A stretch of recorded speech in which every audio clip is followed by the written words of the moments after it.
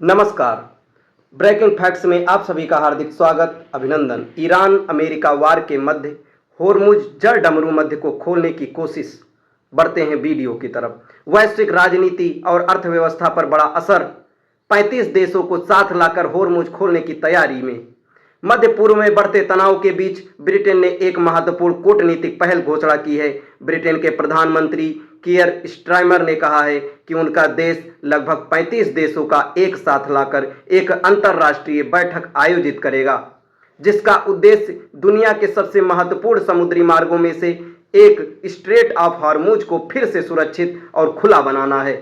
यह पहला केवल क्षेत्रीय सुरक्षा का मुद्दा नहीं है, बल्कि इसका सीधा संबंध वैश्विक ऊर्जा आपूर्ति, अंतर्राष्ट्रीय व्यापार और भू राजनीतिक संतुलन से भी जुड़ा हुआ है। होर्मुज जल डमरू मध्य क्यों इतना महत्वपूर्ण है? होर्मुज जल डमरू मध्य फारस की खाड़ी और ओमान की खाड़ी को जोड़ने वाला एक संकरा समुद्री मार्ग है। दुनिया के कुल तेल व्यापार का लगभग 20% हिस्सा इसी रास्ते से होकर गुजरता है।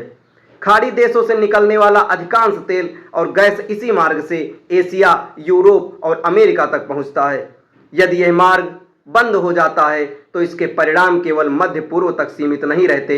इससे वैश्विक तेल कीमतें तेजी से बढ़ सकती हैं, ऊर्जा संकट गहरा हो सकता है, वैश्विक महंगाई और आर्थिक अस्थिरता भी बहुत बढ़ेगी।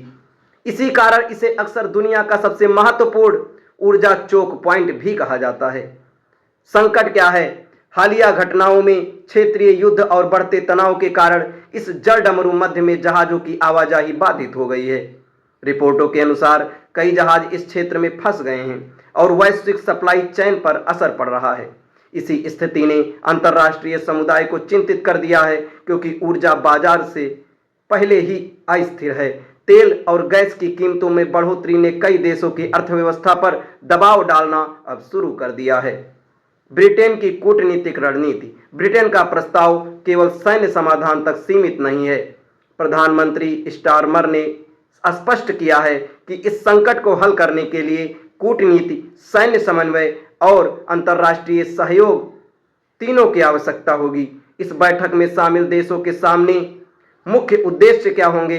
पहला उद्देश्य होगा समुद्री मार्ग में सुरक्षा व्यवस्था बहाल करना, फिर फंसे हुए जहाजों और नाविकों की सुरक्षित निकासी सुनिश्चित करना, और सबसे लास्ट भविष्य में व्यापारिक जहाजों की आवाजाही के लिए अस्थायी सुरक्षा ढांचा बनाना। ब्रिटेन की विदेश मंत्री यूएट कूपर इस बहुराष्ट्रीय बैठक का नेतृत्व करेंगी। क्या ये आसान हो सकता है?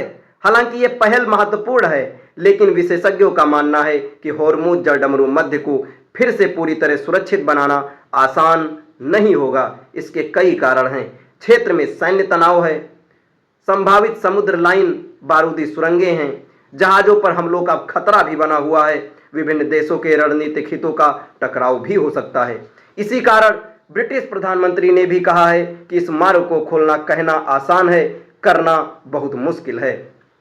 वैश्विक राजनीति पर प्रभाव। ये संकट केवल समुद्री व्यापार का मुद्दा नहीं है, बल्कि ये वर्तमान वैश्विक शक्ति संतुलन को भी दर्शाता है। पश्चिमी देश इस मार्ग की सुरक्षा सुनिश्चित करना चाहते हैं।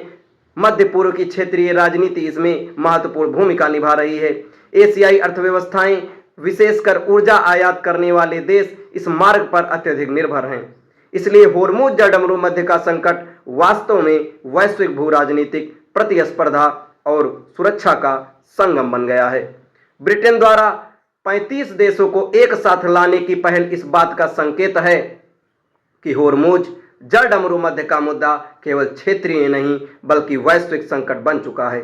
यदि ये बहुराष्ट्रीय सहयोग सफल होता है तो इससे न केवल समुद्री व्यापार फिर से सामान्य हो सकता है, बल्कि वैश्विक ऊर्जा बाजार को भी स्थिरता मिल सकती है। लेकिन यदि ये प्रयास विफल हो गया तो इसके परिणाम दुनिया भर की अर्थव्यवस्थाओं और ऊर्जा बाजारों पर गहरा प्रभाव डाल सकते हैं। आपके विचार से ये जब बैठक होगी, 35 देशों का एक साथ मिलन, क्या इस युद्ध को रोक सकेगा? क्या होर्मुज का रास्ता फिर से सामान्य होगा?